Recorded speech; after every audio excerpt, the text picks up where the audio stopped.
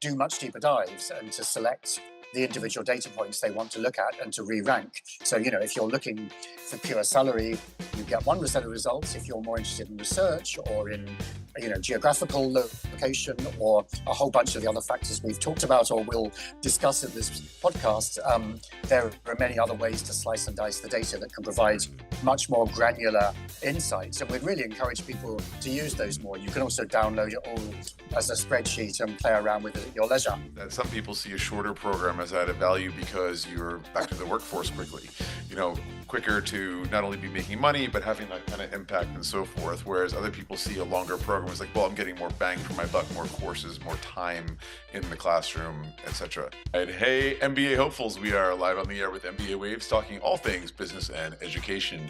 Today on episode 163, we are bringing the focus on the Financial Times Global MBA Rankings 2026.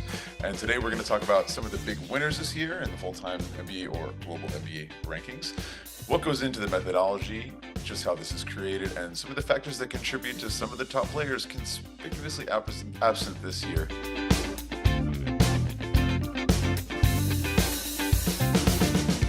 I am your host today, Eric Lucrezia, along with my co-host, Barra Sapir. How you doing, Barra?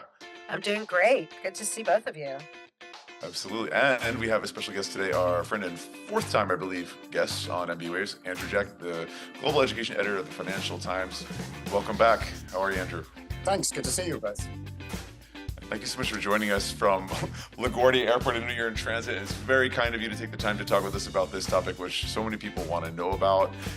Just before we get started, don't forget to click like and subscribe to keep MBA Waves going. That really helps us out, no matter if you're listening to us on YouTube, Spotify, Apple Music, SoundCloud, Deezer, you name it. We're everywhere now.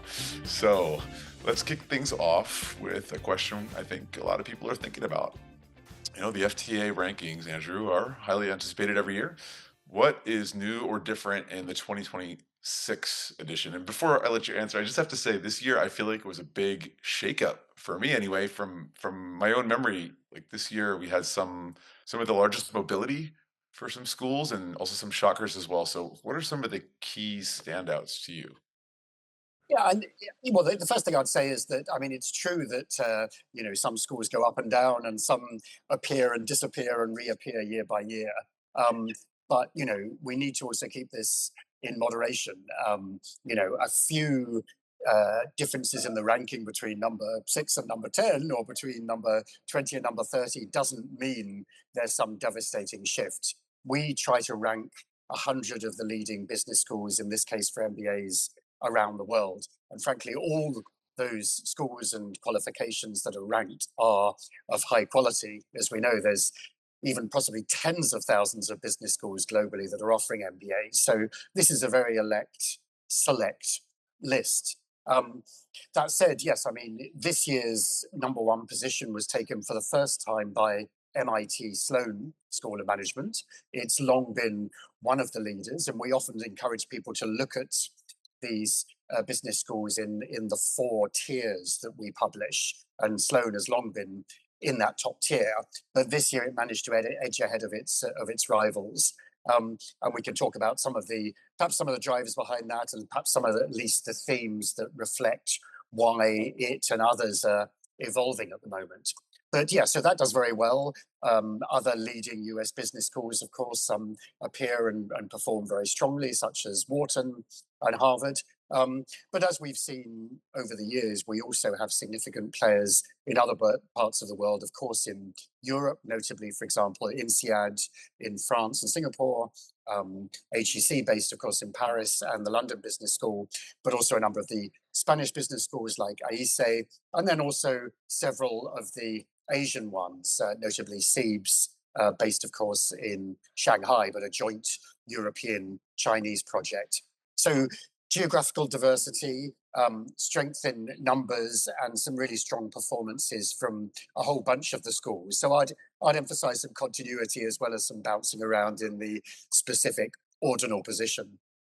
Oh yeah, definitely. I mean, just before I pass the microphone on to Bara, I mean that's something that I talk to people all the time about. Many of my clients who maybe have concerns about a school that they've long been interested in, that's say ranked, for example, in the 70s or 80s, and I remind them frequently that there are hundreds, if not thousands, of business schools that don't even get onto that top 100 list. So I think just being represented in the top 100 FT rankings is already a huge deal.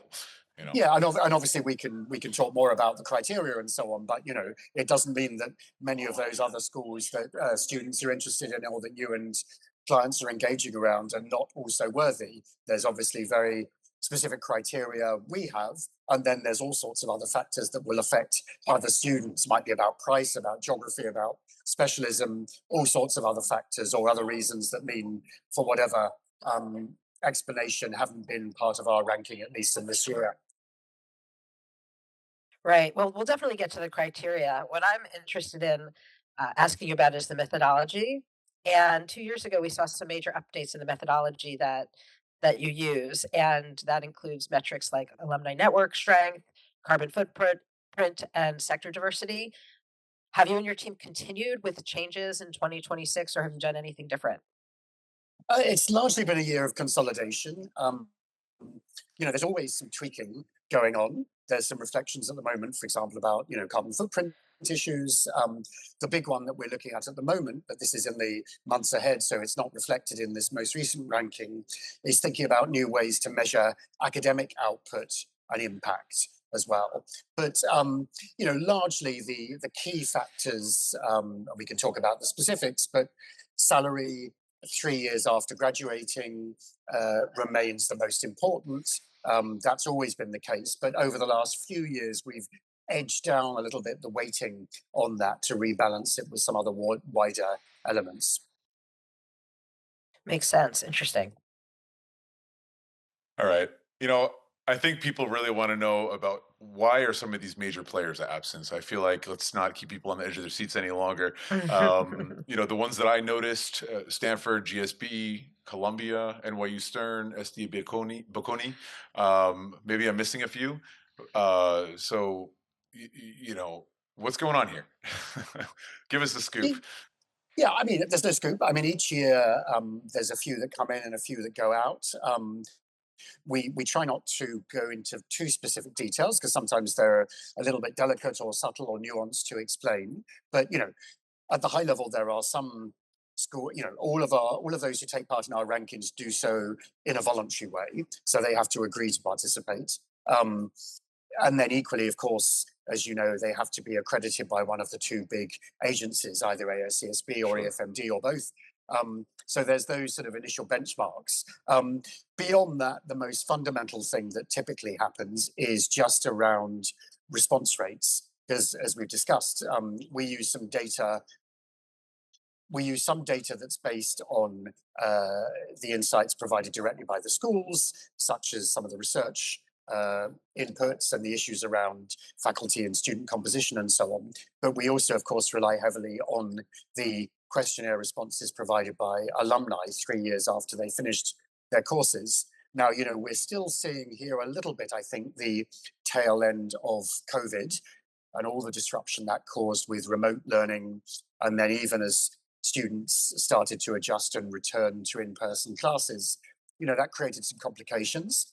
And I think also there's a longer term issue that we're seeing around a general concern over survey fatigue, not just for Mm. our rankings, but for all sorts of questionnaires and data points, including, incidentally, in the US, topically, the Bureau of Labor Statistics and some of the data that companies are required to provide by the government. And there are often delays and hitches and glitches with that. So sometimes what you'll have is in a particular year, schools or the alumni don't quite get to the levels of statistical significance that we require to ensure that we've got some pretty robust data to report.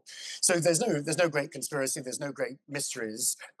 Each year, as I say, there's some little bit of bouncing around. We're always keen to get as many, certainly of the high quality schools as we can, and to ensure as wide a response rate as possible. And I think, typically in these most of these cases, you'll see those schools that weren't in this year returning in future years, and hopefully, and indeed, this is an ongoing consultation. We're keen to engage with others as well. We can also find ways to ensure those response rates remain significant, and therefore the students and the schools are eligible to be ranked. I think it was about that. Often, I think there's what's the minimum response rate for alumni? It depends a little bit, but typically we want a sort of 10 to 20% of the cohort. Yeah. There are minimum absolute numbers and then percentages. So it obviously partly depends also on the class size. That seems reasonable, 10 to 20%. You said something that kind of caught my attention. I wanted to dig into a little bit. You mentioned survey fatigue. So, I think that's something that is important about the Financial Times rankings is that you require the schools to send out these surveys. You collect a certain amount of data, and if you could just correct me if I'm wrong, but things like the number of years or months worked and the salary, perhaps bonuses. And I know there's a side that is more qualitative, like satisfaction and aims reached and so forth. Um, could you uh, agree or disagree with what I've just said? Clarify. Yeah. So the as I say, the survey that we do, in fact, it's us. It's not the schools that do the survey. The schools provide us with the contacts. We reach out independently. So we're always trying to create a sort of independent arm's length assessment. Mm. And yes, I mean, it's a snapshot of hopefully a representative sample of those alumni 3 years after they finished. So obviously some may not be employment, some may be in different sorts of sectors or in different positions professionally and so on. But it's really saying 3 years out, and therefore really trying to capture the mood about the, if you like, the medium term impact. Obviously others do, and we track the immediate postgraduate employment rates, which we take into account. And obviously schools try to track starting salaries immediately after the MBA. But what we want to do is say, let's go a little bit further and see what the impact of that 1 or 2 year MBA study was in terms then of not just the initial recruitment after graduating, but the real value added that the employer is seeing, and therefore the advancement of those graduates in the workplace. They may have switched jobs, of course, they may have been promoted, they may have stagnated. So really trying to capture that. And that's a sort of pretty unique data set that others don't have. And indeed, I think the schools as well as the alumni value to get some sense of the medium term. And 3 years is our focus because, obviously once you start to go further out, one, it gets more and more difficult to re-engage and sample that group. And two, arguably, there are all sorts of other factors at play that might be a bit less linked directly to the education, the MBA that they had, and more to, underlying talents or subsequent experience or networks or whatever that have been achieved. So we found 3 years has been a good data point to use. Sure. It's about the moment when your MBA has started to really mature. You know. Mature. Yeah. And so okay, so it's always that population. So we know in 2026, it's people that were graduated in 2023, for example. Um, Actually, earlier, because so the data was collected in last year, 2025, and then is all cleaned and distilled to be published as it was earlier this month.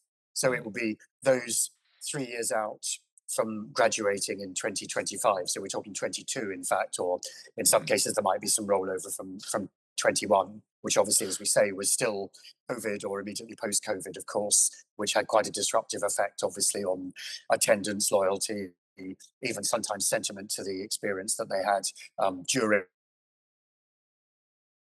Right. And so to be sure, any given alumni would only be surveyed once, right? Once they've been surveyed for a given year of a ranking, like you'd move on to the next batch and they wouldn't be subsequently surveyed. Or am I wrong? Yeah, no, that's correct. Yes, I mean, there's data on the current cohorts provided by the schools, but the alumni data, those 3 years out, is collected in that one-shot Mm, questionnaire that goes out a few months before. So in 2025, in this case, for the 2026 ranking. We can mm, also talk, incidentally, perhaps later in this conversation, but in the package of reporting and data and analysis that we put together in this year's MBA ranking and magazine, we also did a much longer term and broader survey of MBAs and other business school graduates from around the world over many years, which we can come back to, which was providing an interesting, fresh data point. Happy to chat about that later. Yeah, sure. And so, it's good that, you get the contacts from the schools. It's the FT that is reaching out to the alumni to have a little bit of distance to guarantee, to ensure more objectivity and so forth. At the same time, as I understand, the salary reporting is self-reported. Do you receive any criticism for that? How do you deal with assuring that a student, because of course they're interested in having their own alma mater being higher ranked, so higher salary plays into that. How do you deal with that? Yeah, I mean, look, we're not the IRS. We're not auditors. We're not the employers. We don't have the pay slips. So of course, there's an element of honesty. But all that said, you know, I mean, first of all, there are a number of statistical tests and benchmarks that we can use. So we can look at, where there might be some creative accounting, shall we say. We can look at past trends. We can look at cohorts and peers from the same school and class, but also from other comparable schools. So there's actually a lot of third-party benchmarks that our data team will use to try to get a sense of the quality and to sort of raise any concerns. And though, as you say, of course, there can be a sort of a temptation perhaps to kind of hype your Mm, school, that can also backfire. Sometimes you'll find that there may be, as we said, particularly during and post-COVID, some students who are frustrated and so have less incentive in raising the positioning of their school through the data that they control and influence. And also, of right. course, there's a potential consequence, because clearly, if there was to be a overstatement of some of the salaries, then that could backfire in terms of subsequent student groups that are applying on certain expectations. So I think there's Mm, also a whole series of sort of balancing acts. And I should say a final thing we do is a certain degree of statistical smoothing. So we do tend to remove the outlying, the very high salaries. We remove the bonuses, for example, from financial sector employees. And we also adjust. So we're not just saying, if you earned more or indeed claim to earn more, that will automatically lift your school's position in the ranking. We're weighting it according to sectors and typical pay scales. So, for example, we take into account, but we calibrate for those who go into public sector jobs in government, for instance, who'll typically obviously earn right. less immediately or 3 years or longer term than those who go into banking or tech, for instance. You anticipated my next question. I mean, it must be an arduous, lengthy task, and so just to share some appreciation for that. I was going to ask about outliers, so it sounds like you do that already, and adjusting for factors of different industries and sectors that would definitely have quite a range. You're working in finance consulting, that's one end of the spectrum. You get the idea. But what about countries? I mean, everything is inflated in the US, right? It's higher cost of tuition, more scholarships, higher salaries, much greater cost of living in the US. How do we deal with that in understanding salary in the context of the FT ranking? Well, it's complicated. I mean, we try to adjust in both directions, if you like, because we have absolute salaries and increases in salaries that are taken into account. And we also have an adaptation around the world based on where the alumni now are for purchasing power parity. So, in other words, those who go on to work in or are based in India or China, for example, or other lower income countries, there can be an upwards adjustment to reflect, obviously, the differential cost of living. And that works in the same way or the other way, if you like, for the US, for example. So there's an attempt to kind of level the playing field through that. And as I say, there are those other broader comparators using the absolute data that also help to adjust. I mean, no system is perfect. We work with World Bank, IMF, and others trying to understand the most rigorous statistical methodology that would adapt. But this is a ranking of global MBAs, and as we know, this is a market in business education that is increasingly global, and indeed where more and more of the demand is actually coming notably from Asia. And so I think it's important that we also try to reflect that rather than simply focusing on, as you say, what are very high nominal salaries, but also very significantly higher costs in the US. So that's on the salary part. And then, of course, there are other adjustments we make, because we do a value for money adjustment, which is part of our ranking weightings as well. So in other words, there we'll look at the salary, but we'll offset that against the duration of the course and against tuition fees, net of scholarships and discounts and so on. So there's a whole series of adjustments that try to take those factors into account. So how does And then, duration and of I'm sorry, I was just going to say, and as we said earlier, I wanted to know if you wanted to talk about that point, or if there's a way that schools are helping to get more alumni for buy-in or engagement so that they aren't kicked off the list. But I was kind of surprised to hear that point. And did you want to comment on that? look, I mean, from time to time, we certainly hear, claims, allegations around cheating. Typically, as you might expect, it comes from, one school talking about another, not about their own.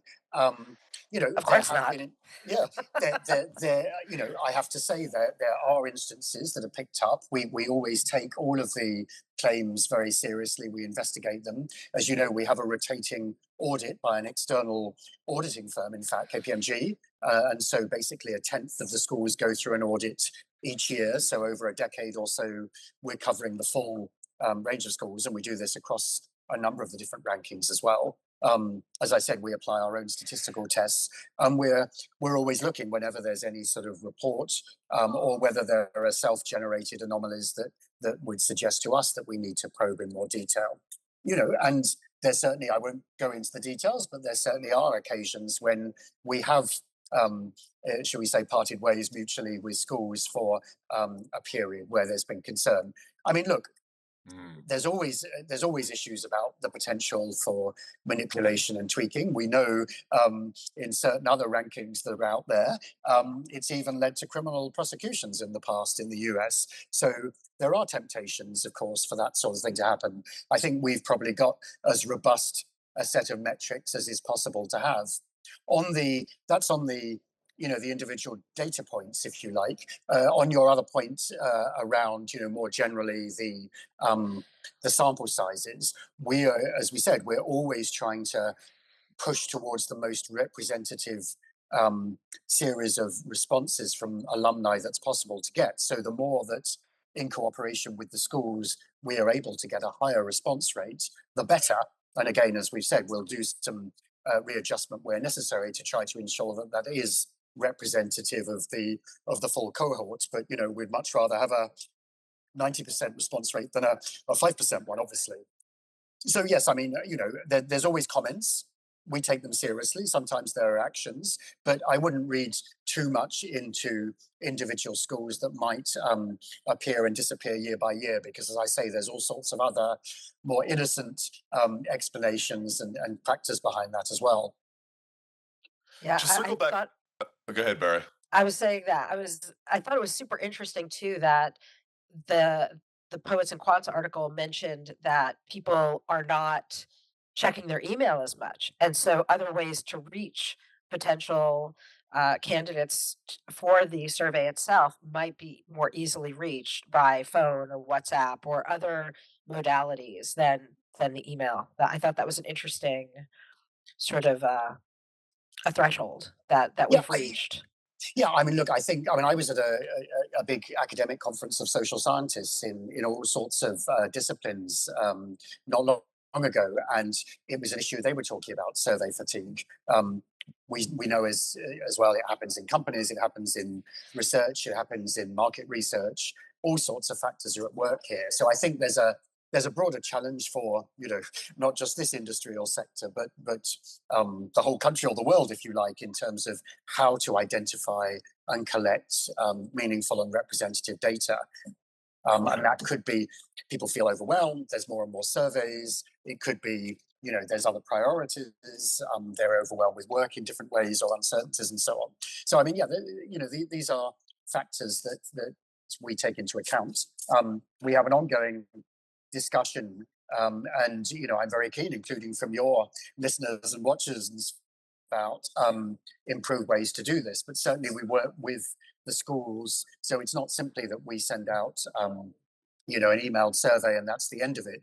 There's a regular process in advance of, and then during the process when the surveys are open, that we are using and the schools themselves are using to track response rates and try to outreach to their former alumni, whether in events or through all sorts of different, messaging formats. So, there are multiple ways in which they can be attuned, made aware, prodded to try and respond to it. But yeah, I mean, it's not a perfect science, and it's something that I think we're all facing.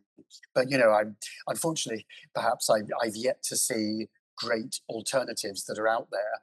And as I say, it's one thing at the immediate point of graduation and recruitment, because there's a little bit more consistency, of course, with large numbers who are being hired to the big consulting firms or others. It gets much more messy and complicated when you start to progress in your career.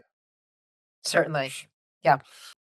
Yeah, sure. So circling back to one of the things you were talking about in terms of weighting or adjusting, had to do with the duration of the program, and I was just curious, how do you weight that? Because over at this point over the years, thousands, if not tens of thousands, of applicants, potential prospects, and so forth that I've spoken to that see the duration of a program differently.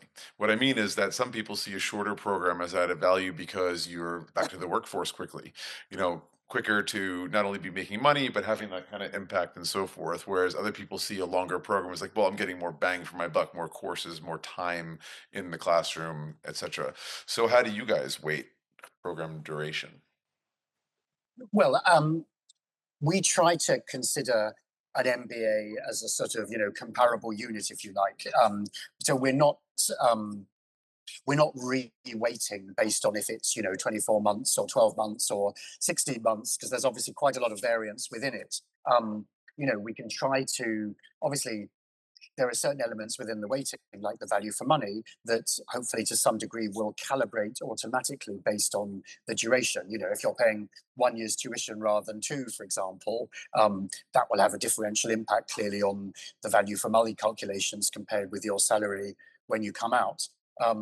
In others, like the absolute salary data or the research outputs of the faculties of the schools that students are studying at, that's independent clearly of the duration of the period. And there's only so much that we can do to readjust to those periods. So that's on the calculation aspect of it. In terms of what we're seeing in the evolution of the field, if you like, I think, yeah, I mean, we've seen for a long time this move towards stackable programs. Sometimes if you've got a master's program or even a bachelor's, it might allow some degree of credits to be transferred across in the same university or even in a different one now at the MBA level. It will certainly reflect potentially what core courses or electives you might be able to do or allowed to not do. There's obviously this huge issue not only of cost but opportunity cost. So as you say, I mean, as we know historically, business degrees often, certainly the MBA has been seen as a bit counter-cyclical. So demand might go up at a time, the job market is a bit more precarious if people are Right. losing jobs anyway, or it's seen as a good opportunity. I think to some degree at the moment that relationship's breaking down. I mean, as we know, particularly in the US, North America, and Europe, Western Europe, we've seen a lot of uncertainty in terms of graduate placement and recruitment. So the idea that you might step down from your past job, spend 2 years studying, invest quite a considerable amount in tuition, sacrifice your salary during that period, and then hope for a big uptick, is a little bit less certain than it was. There's more people who are 3 months out, haven't got jobs, or are kind of in a bit of a holding pattern. And I think there's quite a lot of people at the moment, particularly as we can discuss around AI and so on, who are kind of, they may have a job and they're kind of thinking they'd rather stick with it for now rather than take the risk of pulling out of that current degree of security for a year or two when there's so much disruption, and maybe not have a job to return to in their former employer, let alone prospects elsewhere. So I think, yeah, there's a lot of restructuring taking place at the moment, and that's part of some of the wider geographical patterns we're seeing in terms of demand for MBAs from around the world. Okay, good to know. Andrew, I wanted to, I'm curious. You were talking before about how we're looking at folks who graduated in 2021 post COVID, and I'm wondering if you're anticipating anything interesting, given maybe we shouldn't talk about politics, but like given all of the disruption and unrest that's happening in higher education, is there any sort of talk at the water cooler about what might happen a few years from now? So I think one thing clearly, I think domestically within the US, as you know, the MBA market has somewhat stabilized, if not stagnated, and that's been a slightly longer term trend. I think the bigger impact around the perceptions of the US for international students is a much bigger game changer. And of course, that's been a huge pipeline for business schools bringing in recruits at the master's level, whether for MBAs or for other more specialist master's degrees in the past few years, particularly historically from China and then from India. And certainly if we're looking at applications and expressions of interest going forwards, we're seeing a drop in that. And at least part of that is about the perception about the current administration in the White House. In the short term, that could be to some degree concerns about what's happening in universities and financial stability or robustness of courses. Perhaps more significantly, clearly, a number of the international students who've applied in the past to the US have done so in the hope that they would then be able to stay and work in the US, whether short term or potentially longer term, with an entry route into a green card or US citizenship. And that in particular, obviously, has been very substantially disrupted with all of the debates around the H1 visa, whether there be quotas, what the cost would be of applying, whether employers in this more uncertain time economically and politically would be willing to pay the costs and sponsor graduates of any sort, and certainly foreign students. And then, frankly, the activities we've seen to some degree around ICE and a sort of anti-immigrant hostility on campuses. So I think that's had a big external effect, and I think that will continue to play out, albeit I think for many international students, the US is still seen, because of its economic growth and dynamism, as an attractive place to come.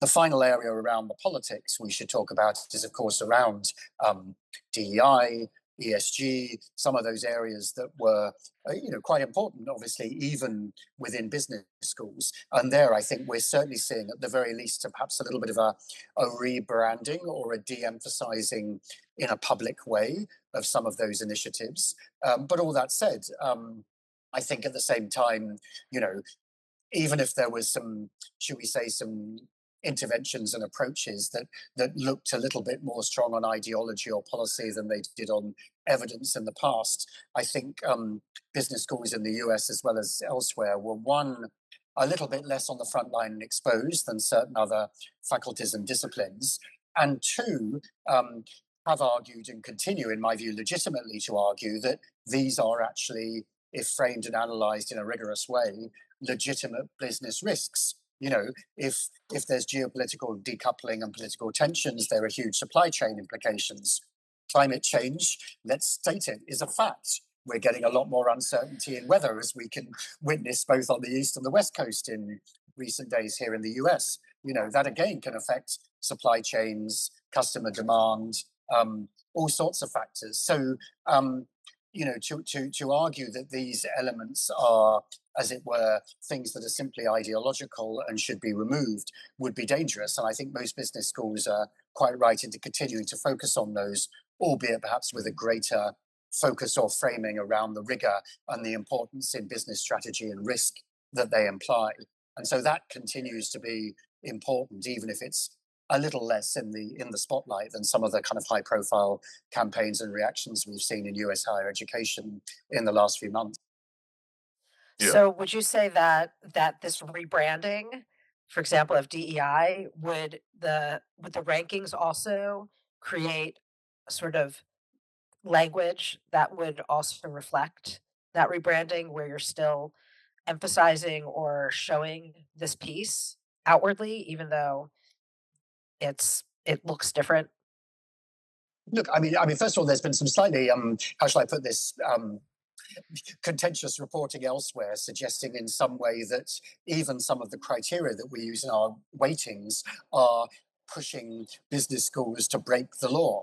Let me just say categorically that's a nonsense. I mean, first of all, there is, as far as I'm aware, tell me if I'm wrong, there is no ban on requests for information. Whether schools or anybody else choose to do it is up to them.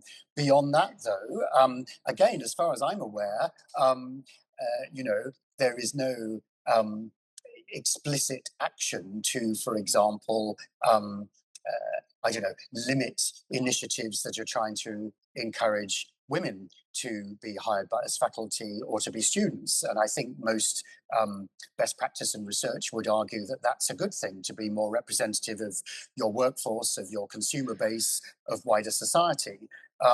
So diversity in other senses, for example, ethnicity and so on, is something we've never measured.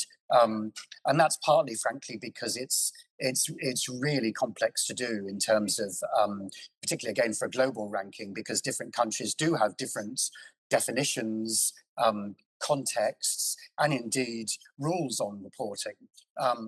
As for ESG, again, I mean, I think we do believe that these are important business risks that leaders need to take into account. They do continue to be taught and reflected on and researched by faculty in business schools in the US as well as elsewhere around the world. And so I think you'll certainly see a continued attempt by us to capture those elements, and certainly thinking about issues like climate and gender diversity within business schools as fundamental areas of importance. I guess Yeah, it's I guess with what's actually happening here, which is a bit, as a woman, a bit horrifying. I would say, I wonder if there's any attempt to look at, for example, families that are. I mean, this administration is really pushing towards women having children, and so what's the impact on the graduates, for example, that are women or men, and their family life that emerges 3 years after. That might be an interesting piece. Well, I mean, certainly if we're heading into a sort of Margaret Atwood dystopia, I um, think we are. there's I there's think we are. there's there's all sorts of concerns. I mean, yeah, I mean, personally, when I was studying demography and fertility, I think we all understood that there was a demographic transition that takes place, and birth rates typically fall when, first of all, healthcare improves, and so infant mortality is no longer an issue.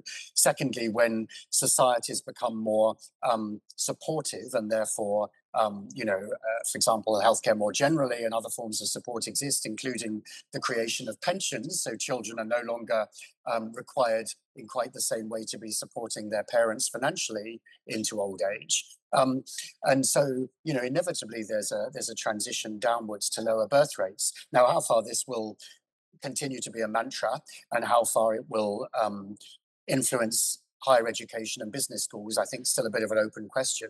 But I mean, I agree. I think it would be quite concerning if it was removing women, in this case, particularly from the workforce or education.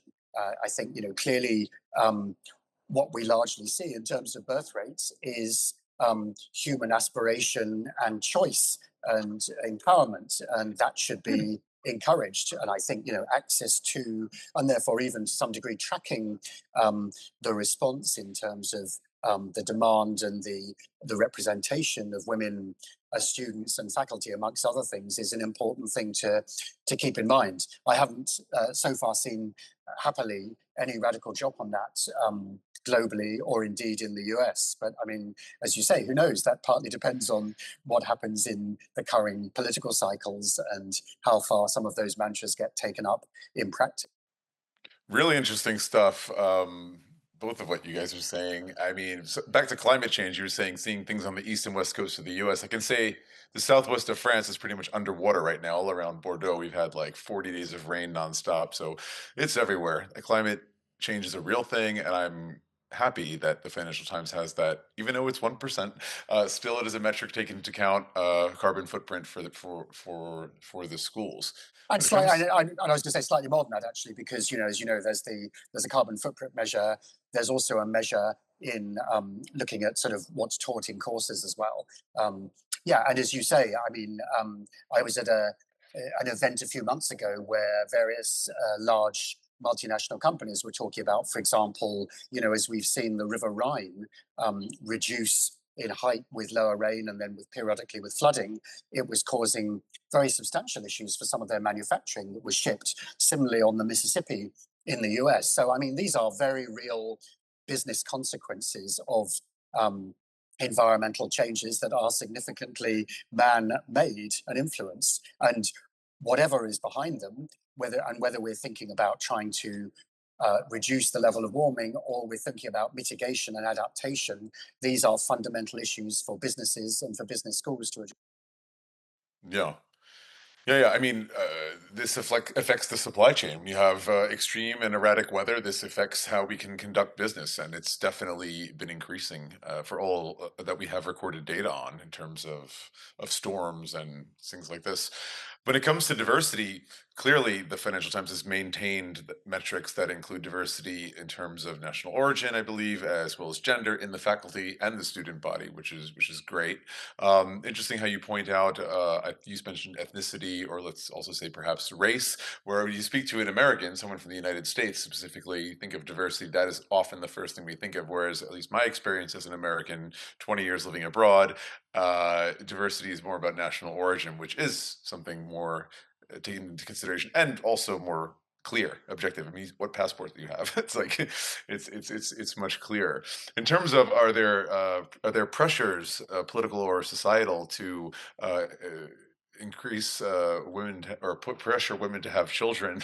Well, just look at Project 2025. They've laid it all out for us. But the way birth rates may have fluctuated, I can't comment. There are too many factors that influence that. Even wealth, right? Wealth of a nation that tends to decrease birth rates, and we'll see. But what I'd like to do, if you don't mind, with the remaining time we have, is to focus on some of the big winners. Like, first of all, MIT, bravo. I think it's the first time they've been in the number one position, although they've floated in the top 5 to 10 position forever, I guess. Considered one of the M7, Boston, perhaps the academic capital of the United States, if not the world. And let's celebrate MIT for a moment. What can you tell us about them and how they got there?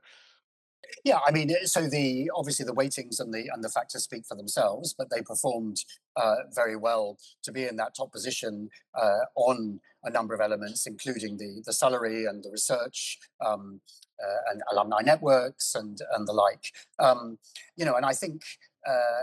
It's always difficult to tease out, obviously, if you look at any of those metrics or some of the wider ones or the broader perception, exactly what is at work or has contributed year by year. But certainly, I would say that MIT is very much in the zeitgeist.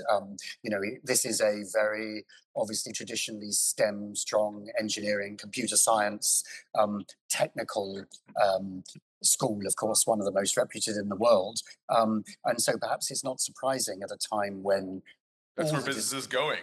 yeah, exactly. When all of the discussion and all of the disruption we're seeing in business, in innovation, even within education, is around AI, that Right. a school that really has that as a kind of core element of what's operations is performing well.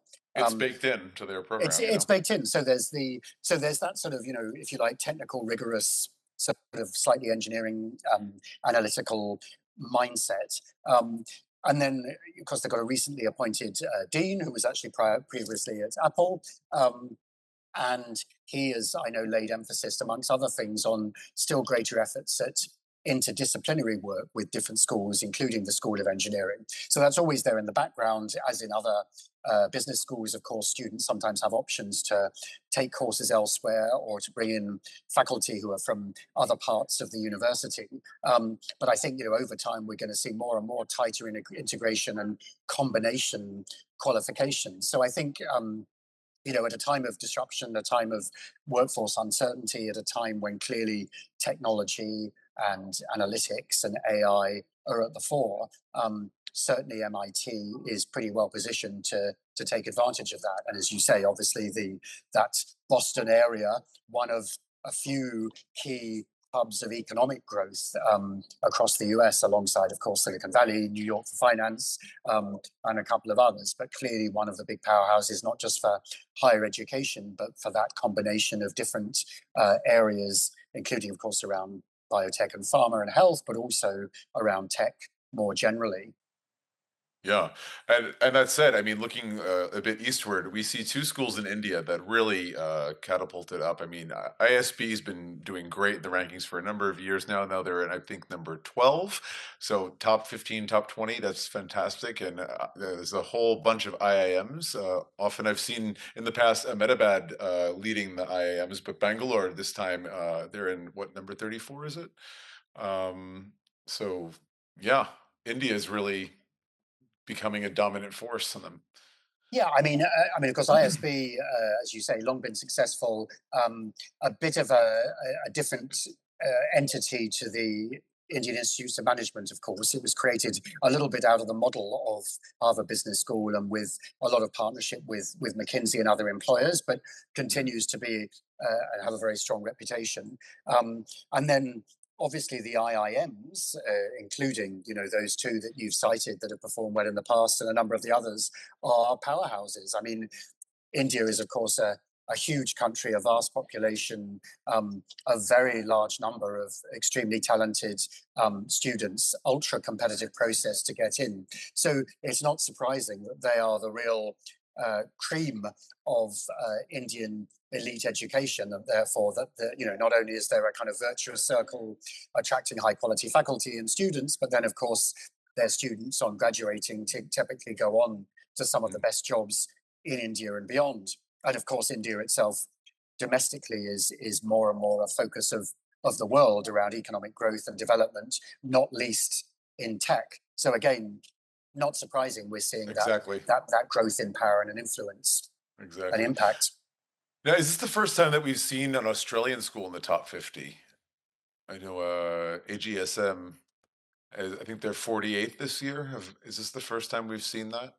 Yes, I can't remember all the full historical data, but certainly, I think a number of the Australian schools are rising up or periodically emerging into those leading ranks. Again, I wouldn't necessarily, make a huge distinction between School 48 and School 53 or whatever. Of course not. But of course, the Australians. There are some very impressive business schools there, and of course, they have a big focus, including notably, amongst others, students from elsewhere in Asia, including, of course, though they have some periodic geopolitical tensions, but periodically with China as well. And so, again, you would expect if those students are perhaps then, amongst the brightest and most talented, and perhaps then historically have gone back to their country of origin in the case of China or elsewhere where there's strong economic growth, that will also be reflected partly in the schools, the Australian schools that they were studying at, and their performance in the rankings. Before we talk about future, I gotta be a little bit unbiased for the moment. ESSEC Business School is one of the ones that really shot up this year. They moved up, I believe, 23 places to number 24 in the world. Now, I started working at ESSEC in 2014, and they weren't even ranked at all. They had only three graduated classes of roughly 20, 25 people, and there's that minimum 30 you have to have for, I think, 3 years in a row before you're even considered. And so I understood quickly back then in 2014 that, okay, this is the first mission. Get this school ranked, get them on the map on the global stage. And it took a few years, but we got there. And I think they entered around 97. And each year they got a little bit better and better. 93, somewhere in the 70s. I think they were 57 or something last year. And now to see them in the top 25 is phenomenal. So really hats off to them. Yeah, I mean, Uh, you're probably better qualified than me to talk about them. But I mean, as you know, the French business education sector is very competitive. It punches above its weight in a lot of rankings, and in the number of schools, some of which have come up through this more historic partnership with chambers of commerce, but others that are emerging with different sort of business models. And so it's a very lively place, and a lot of those schools are competing very fiercely, not only for French, but of course for European and international students. So yeah, it's not surprising we see that and a number of the other leading schools performing strongly. Looking forward, I mean, I'm interesting if you have any thoughts about the recent trade deal between the European Union and India. Macron's been over there recently, President Macron of France, and it is not only about tax-free or duty-free goods, but it is very much also about drawing talent.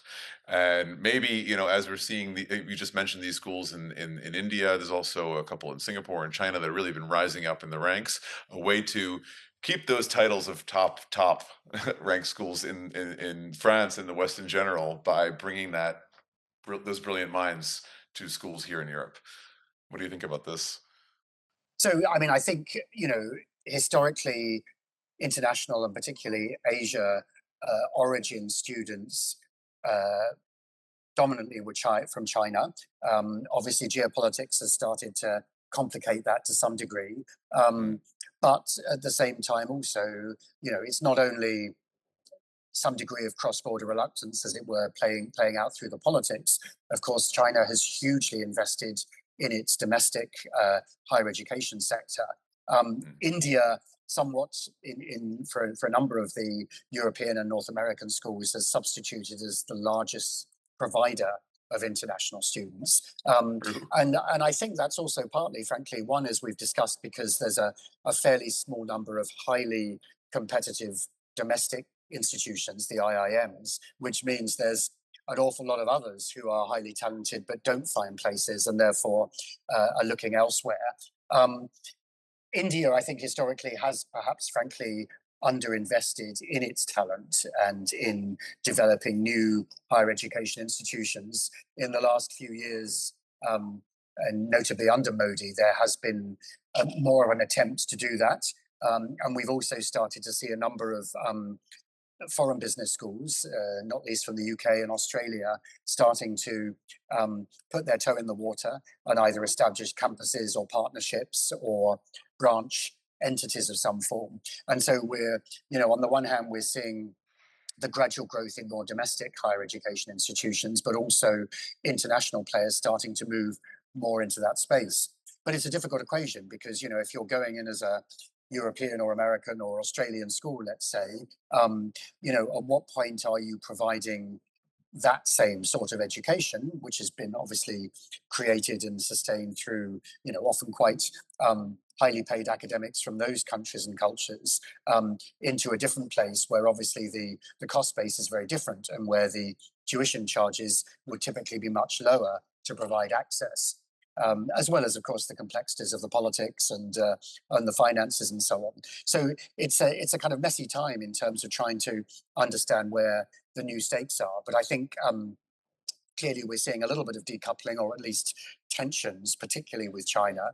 I think also post-COVID, um, there was some sense that a lot of Chinese families perhaps wanted to see often their only child from the one-child policy that was widespread until relatively recently, wanting them to be closer to home for all sorts of reasons of personal support as well as maybe even physical security.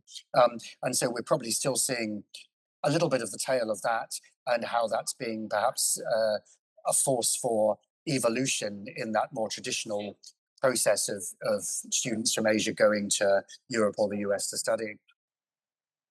Yep. Absolutely. Love those thoughts. Barry, you want to ask anything else before we wrap it up today? I'm just impressed that we've just like, I feel like we've just scratched the surface.